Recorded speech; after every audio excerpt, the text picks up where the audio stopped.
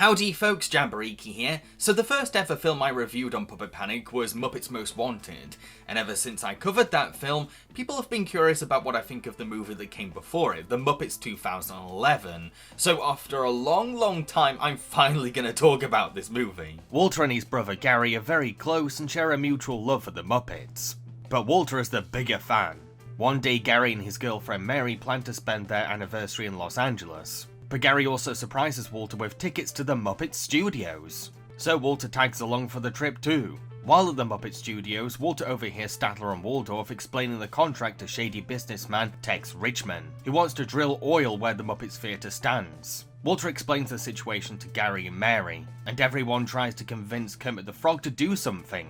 Kermit decides to get the gang back together to host a telethon to raise $10 million to buy the theatre back, but Tex has plans to ruin this Muppets fundraising reunion. When it comes to Disney's brand of the Muppets, many have criticised the House of Mouse for sugarcoating what are supposed to be anarchic and strangely eccentric characters. In a way, I can see why folks would direct such a complaint at something like the Muppets Reboot movie, a film that leans far more into the cute and sentimental side of Jim Henson's characters, especially with the introduction of the innocently naive Walter and his wholesome normal family. Heck, this is maybe the most grounded and realistic Muppet movie to date. For Muppet movie standards, that is. Which kind of goes against the outrageous and ridiculous appeal of these characters, in a way. However, as much as I agree that something seems changed about Disney's Muppets, I wouldn't fault the film's quality for its different direction. I mean, there are still moments of cartoon logic and silly humour that call back to the original TV show. The slapstick hasn't been cut out altogether, just downplayed a little.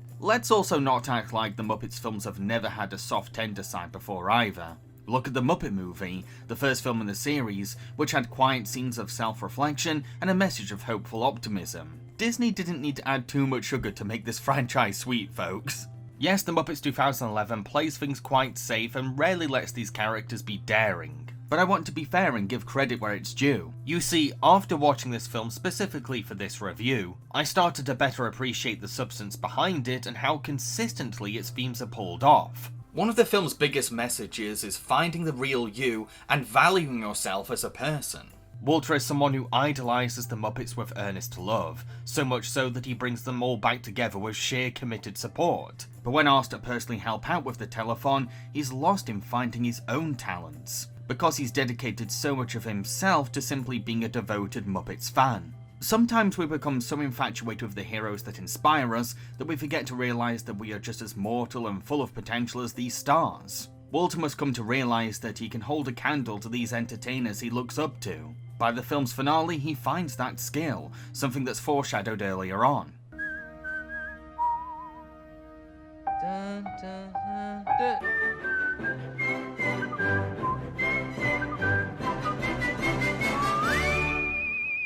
This theme of self-love even rings through into one of the villains, a henchman for Tex Richman called Deadly, who begins to gradually accept that he's on the wrong side and comes to realise that just because he looks like a villain doesn't mean that he has to be one. Defying other people's expectations is a huge part of coming to love yourself, and Deadly's arc is testament to that. But the movie isn't just about loving yourself for who you are.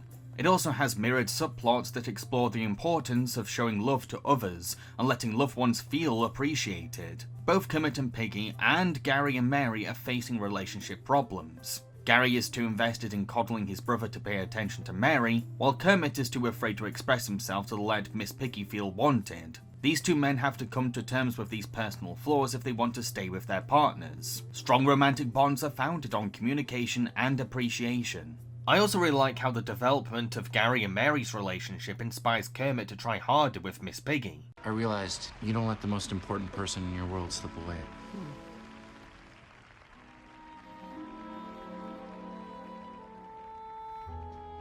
These plot lines work off each other really well. So yeah, there's consistent themes of love and understanding, which were part of Jim Henson's teachings and beliefs. Now, even though this movie is following the generic narrative of the Muppets coming together to save a theatre, the film adds depth to this by addressing the problematic nature of exploitative entertainment and the shallow vanity of Hollywood stardom. Not only does a TV executive measure the Muppets' worth on a scale of trending relevance, the same graph used to inspire schlocky, insulting television programs for kids, but the entire telethon itself hangs on finding a celebrity host to be granted airing time too. Not to mention Tex Richman also wants to use the Muppets, a sleazy Muppets tribute band, to take the Muppets in a more cynical and edgier direction. Not because it's what's best for their brand or legacy, but because he wants to cash in on the changing times. Celebrities themselves are also depicted as either poor-tempered and egocentric, or so shallow and fame-hungry that they only want to be involved with the telethon for vain screen time. Yeah, look, somebody said there might be a career opportunity here. Something about saving the theater. Yes, of course. I don't really know who you guys are. My agent just told me to show up. That's great. With the punchline being them being shoved into roles of answering donation calls. No, I don't know why I'm not hosting this.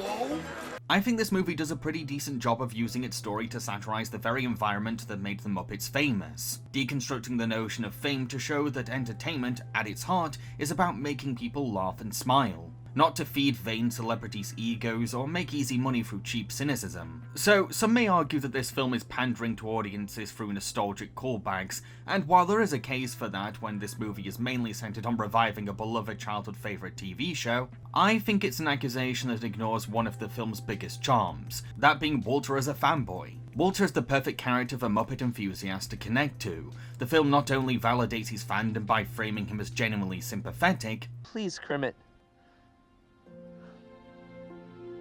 You're my hero.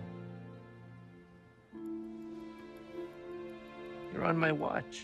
but also encourages him to find a sense of self-worth outside his loyalty to Kermit and friends.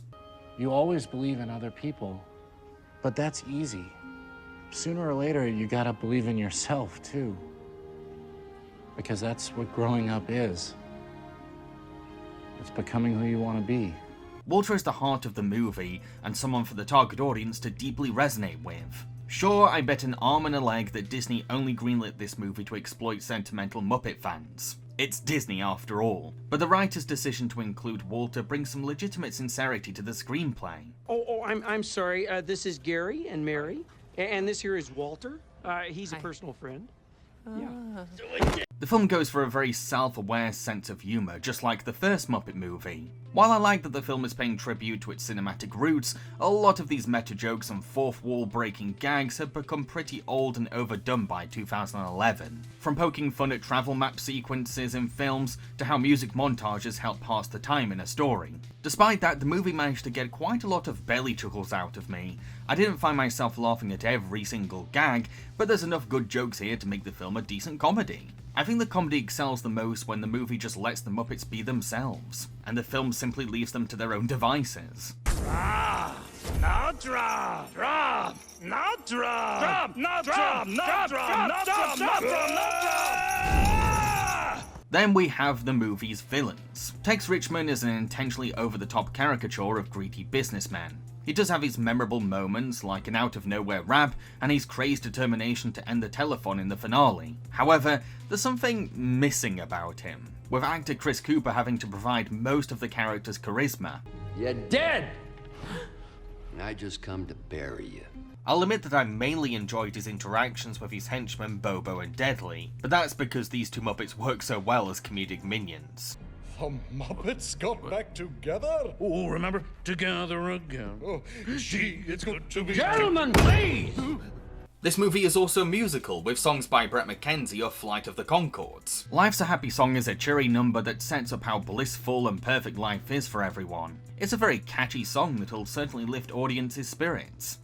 Everything is perfect, it's falling into place. I can't seem to wipe this smile off my face. At the same time, the number is given a little depth and ironic contrast by showing how Mary is actually kind of unhappy deep down, sad that her boyfriend spends more time with his brother than her. Everything's great, everything's grand, except Gary's always off with his friend. Pictures in My Head is a sentimental song about Kermit confronting his past. A lot of the song's emotion stems from the pain and grief that comes from letting things go, as well as the heartache Kermit feels since the gang divided. The song reflects Kermit's inner struggle to regain the optimism and idealism he once had, with paintings of the Muppets serving as creative representations of old memories coming back to life. Is there more I could have said? Now they're only pictures in my head. Me Party is a funky song about Miss Piggy and Mary trying to own their alone time, since their boyfriends are busy being distracted. It's another great example of how these romance plots mirror each other. Plus, it's also one of the rare musical numbers that celebrate solitude. I'm having a me party, a party by myself. A me party, I don't need nobody else. Although the song also ends with a somber reminder that these two women don't actually want to be alone. Let's Talk About Me is a rap track by Tex Richman. It's very short and to the point, but I think its quickness fits the confidence and stubbornness of Tex's character. He doesn't have time to put on a show like the Muppets. He just wants to brag, berate, and shut down Kermit. Chris Cooper might not be a rapper, but he really sells the smug arrogance of the lyrics. I'm Tex Richman, Mr. Texas T. People call me rich cause I got more money. Man or Muppet is maybe my favourite song in the film. It's a number that urges Walter and Gary to confront their existentialism and work out who they are deep down, featuring a Muppet version of Gary and Jim Parsons as a human Walter. Gary uses the question, "Am I a man or a Muppet?" to examine his adult maturity and responsibilities, while Walter asks himself the same question to conclude whether he's just an ordinary guy or a potential new member of the Muppets. I really love how this song juxtaposes the same question to two brothers in drastically different contexts. One must embrace his inner silliness to become an entertainer, and the other has to take accountability as an adult to keep the woman he loves. It's time for me to decide. Am I a man or am I a Muppet? Am I a Muppet? There's also some cover songs in the telethon, the standout one being Beaker, Sam Eagle, Rolf, and Link Heartthrob performing a barbershop quartet version of Nirvana's Smells Like Teen Spirit to a kidnapped Jack Black while shaving his face. It's so hilariously silly, and the scene that resembles the Muppets' comedy spirit the most. Here we are now, entertainers. You're ruining one of the greatest songs of all time! But the telethon also has a tender duet of the rainbow connection between Kermit and Piggy, giving the song a new meaning as a romantic ballad. So we've been told, and some choose to believe it. I know they're wrong. Wait and see. Especially when Kermit uses the number to open up to the diva. Piggy, will you stay? For me? Will you? Of course.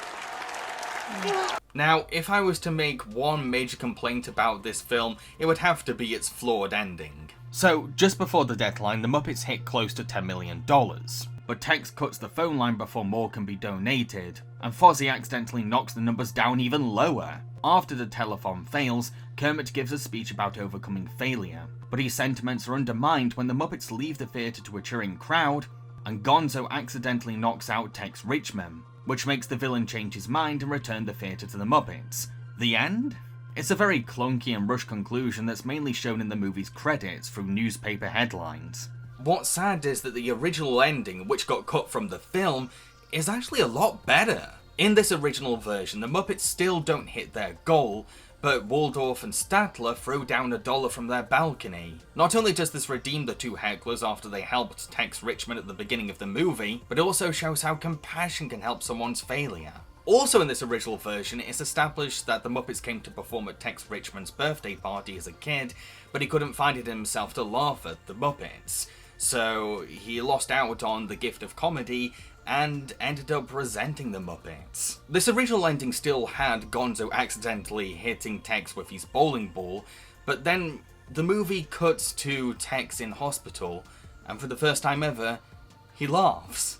Not because of brain damage, but because he finally sees the humour in the Muppets, all thanks to Gonzo's act. This could have made Tex, excuse the pun, a much richer character, with a natural redemption arc. It also explains the running gag in the film in which Tex says maniacal laugh instead of actually laughing. Maniacal laugh. Maniacal laugh. Maniacal laugh. It's a new context that makes the joke both funny and sad at the same time. What I personally learned from researching this original ending is the importance of editing. It's just as valuable to appreciate the things in your film that do work and how much it's worth keeping those things in, as much as it is admitting that there are problems in the film and cutting them out. Lastly, let's talk about the puppetry in this movie. Because this film is interested in exploring the humanity and vulnerability of the Muppets, we're given quite a lot of authentically dramatic puppet acting, with characters' thoughts and emotions being lightly conveyed through the small nuances of the puppeteer's hand movements or tilts. Sensitive puppetry is most notable in the romantic interactions between Kermit and Piggy, plus Walter's nervous insecurities are expertly performed by his puppeteer Peter Linz. There's also a couple more experimental shots, particularly at the beginning of the film, which focuses on Walter's home life as a height challenge Muppet. Not to mention, when our felt friends disguise themselves to get into Piggy's private fashion office, we end up with a very funny Muppet Man gag that finds excellent humour in the wonkiness of a bunch of Muppets stacked together. Although, due to the heavy emphasis on realism, most of the puppetry blocking involves the Muppets standing around talking or listening,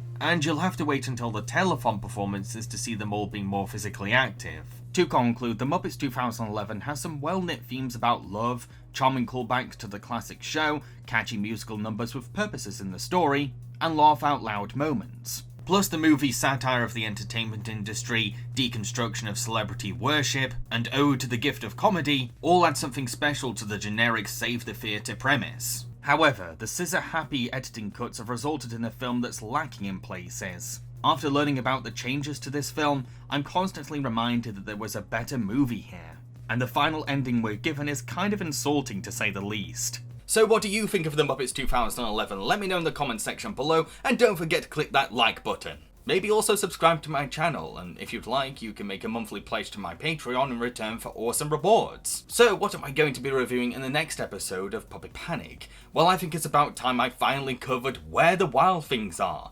Cheerio, folks.